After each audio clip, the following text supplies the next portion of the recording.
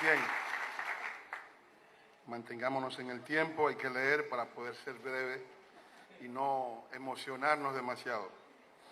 Me toca a mí hablar del pasado. La tentación es grande. Al hacerlo resulta imposible evitar el presente. Nosotros somos el producto de ese pasado.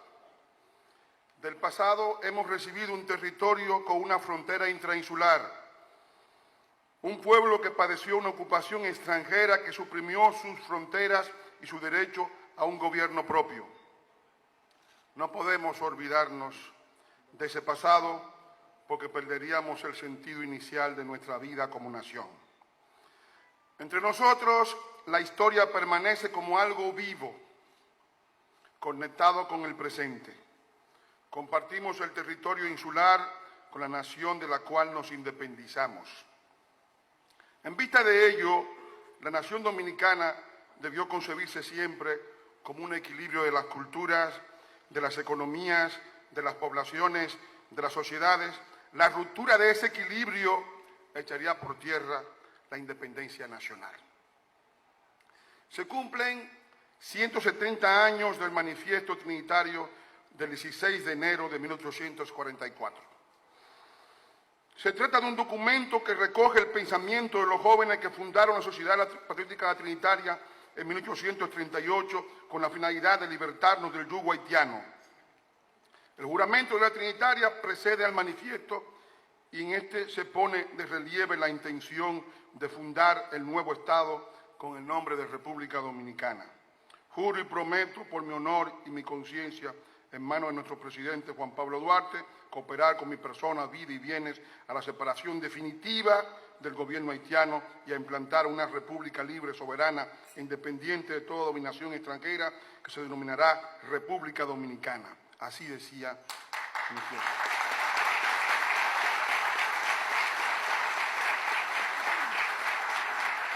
El fundador de la República había dado la orientación del movimiento al inicio de sus palabras. Estamos convencidos, dijo Juan Pablo Duarte, de que entre dominicanos y haitianos no hay fusión posible.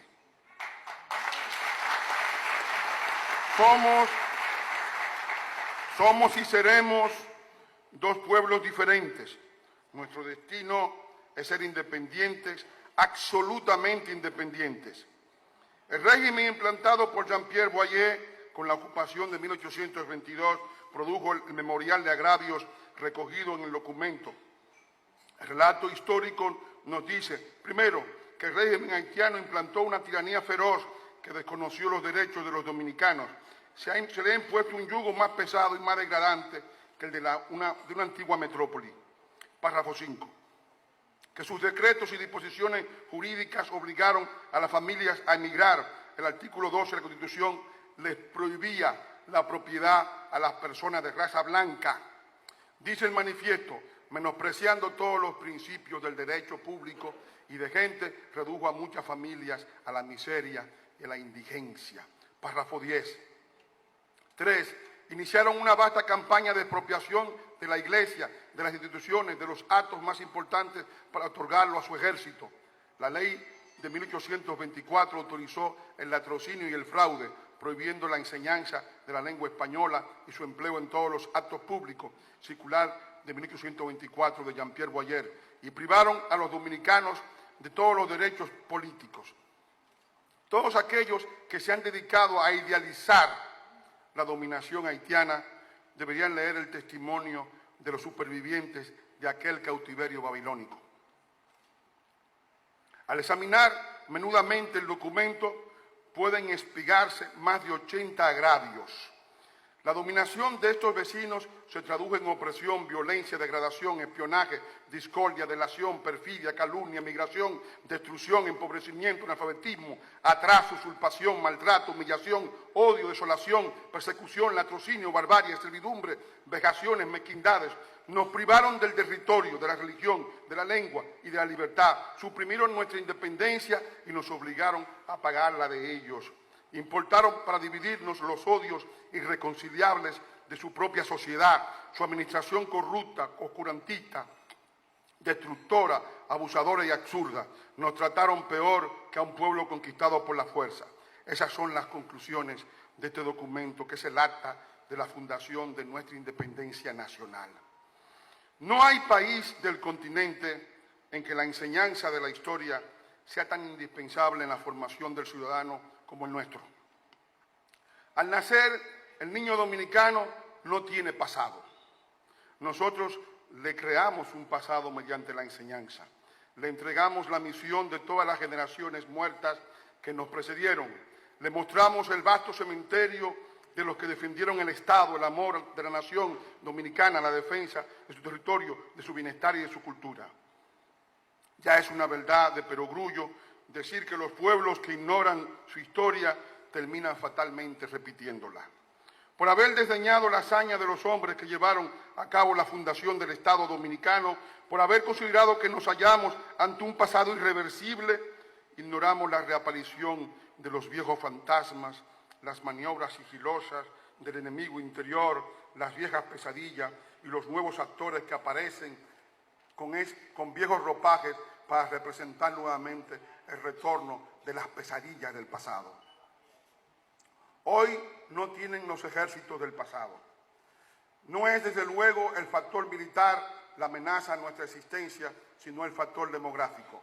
Nos invaden como víctimas de su propia autodestrucción. Implantan la dictadura del débil. Sus dirigentes políticos le han hecho creer a su pueblo, plagado de miserias e ignorancia, que la República Dominicana era un territorio de su propiedad, del cual fueron injustamente expulsados, que pueden permanecer en el territorio echando por tierra nuestra soberanía y nuestras leyes. Sus dirigentes ya han perdido los escrúpulos. El señor Guy Alexandre, que había sido embajador en el país, dijo que con la sentencia del Tribunal Constitucional 16813 se quería impedir a los descendientes de haitianos acceder al poder político en la República Dominicana. El presidente Martelly en varias ocasiones se ha explayado junto al historiador Paul Joseph sobre la necesidad de una fusión con la República Dominicana que anulara la independencia de 1844. Los haitianos no tienen rumbo político, no tienen proyecto. Como carecen de infraestructura sanitaria, invaden masivamente nuestros hospitales. Como no crean empleos en su país, agotan los yacimientos de empleo que el país produce. Como no poseen escuelas, se desparraman en nuestro territorio, en nuestro sistema educativo, dejando muchas veces sin cupo a los dominicanos. Como necesitan carbón para cocinar, deforestan nuestros bosques, carbonizan los pinares de nuestros parques. Y como además su Estado no les expide documentos de identidad a los hijos de los haitianos, se han propuesto suplantar a nuestros ciudadanos. ¿Cuál ha sido la actitud de los dominicanos? Una porción pequeñísima, pero influyente, se dedica a negar el problema y a presentarlo como parte de una alucinación psicológica. Otra porción tiene la creencia infantil de que la comunidad internacional, que nuestro país, que la comunidad internacional no va a permitir que nuestro país aparezca en su constitución inicial, y olvidan que la comunidad internacional carece de escrúpulos, que ha llevado a cabo guerras atroces y ha desmantelado naciones enteras, fundado en mentiras. Esa idea de que no debemos preocuparnos porque la decencia y el respeto de las normas se impondrían sobre la mezquindad, la mala fe, la manipulación, nos llevaría a un fracaso estrepitoso. Las relaciones internacionales se hallan plagadas de mentiras. Se olvidan que durante mucho tiempo la fuerza se ha impuesto al derecho y que sin defensa la nación dominicana no hubiese podido existir.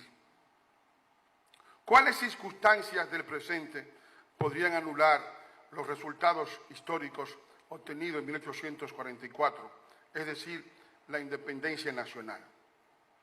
Primero, el desplazamiento del pueblo haitiano al territorio dominicano y las reclamaciones que hace el Estado haitiano para convertir a esos haitianos en derechohabientes. Eso convertiría en agua de borrajas todo el esfuerzo emprendido por las generaciones del pasado. Segundo, la pérdida del control de nuestro porvenir, fundada en la suplantación de la población nacional en el trabajo, en la educación, en el estatus de ciudadanía, abriría las puertas a nuestra definitiva decadencia como Estado. Una victoria del Estado haitiano sobre el pueblo dominicano sería que el conciliábulo de fuerzas constituido por los países asociados a las reclamaciones haitianas, al enemigo interior constituido por traidores que se han dedicado a promover la implantación haitiana en el país y que piden la proscripción de sus medios de la comunicación de los dominicanos que enfrentamos estas tristísimas circunstancias. En algunos momentos, el grandísimo José Ortega y Gasset se refirió al derecho a la continuidad histórica, el derecho a la autodeterminación de los dominicanos, a preservar nuestro territorio histórico del intervencionismo internacional y de las maniobras de otros estados, y el derecho a cultivar nuestra cultura, a velar por el bienestar de nuestra población, protegiendo los empleos, la educación y la salud, sin que por ello se nos tilde de racista, se nos quiera proscribir de los foros internacionales, porque no terminamos de traspasarle esos derechos a extranjeros.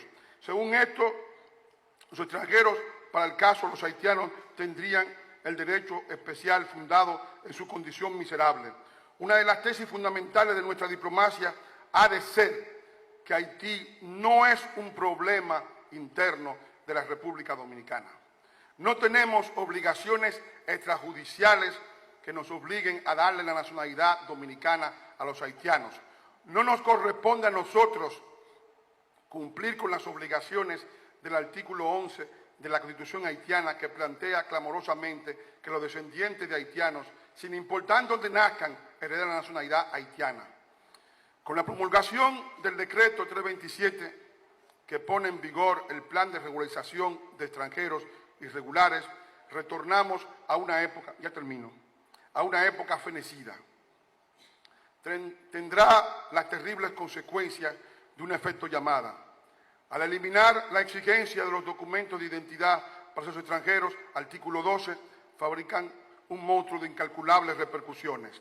Al presentar como prioritario la acogida a todos los enfermos del país vecino, del país con más enfermos del continente, artículo 30, y otorgarles residencia inmediata, arruinarán la salud de los dominicanos. Al someter a litigio judicial las decisiones sobre la permanencia en el país de extranjeros que no califiquen, artículo 35, crearán un caos judicial, y al prohibir las deportaciones de esas masas de extranjeros que penetran por nuestra frontera, artículo 37, desmoralizarán a todos los cuerpos de seguridad. En La Habana, sometido al acoso de todos los que en algún modo se han convertido en instrumentos del Estado haitiano, el presidente Medina prometió que respetaría la sentencia del Tribunal Constitucional.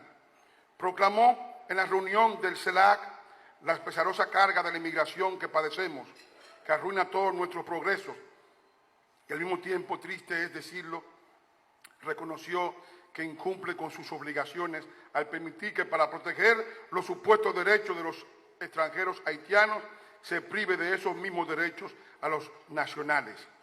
Son esas circunstancias las que les impiden cada vez más a los dominicanos el ejercicio de los derechos a la salud, al trabajo, a la educación y a la seguridad. Concluyo con un pensamiento del poeta alemán Bertolt Brecht. Este es mi ladrillo y se los traigo para mostrar al mundo cómo era mi casa. Muchas gracias.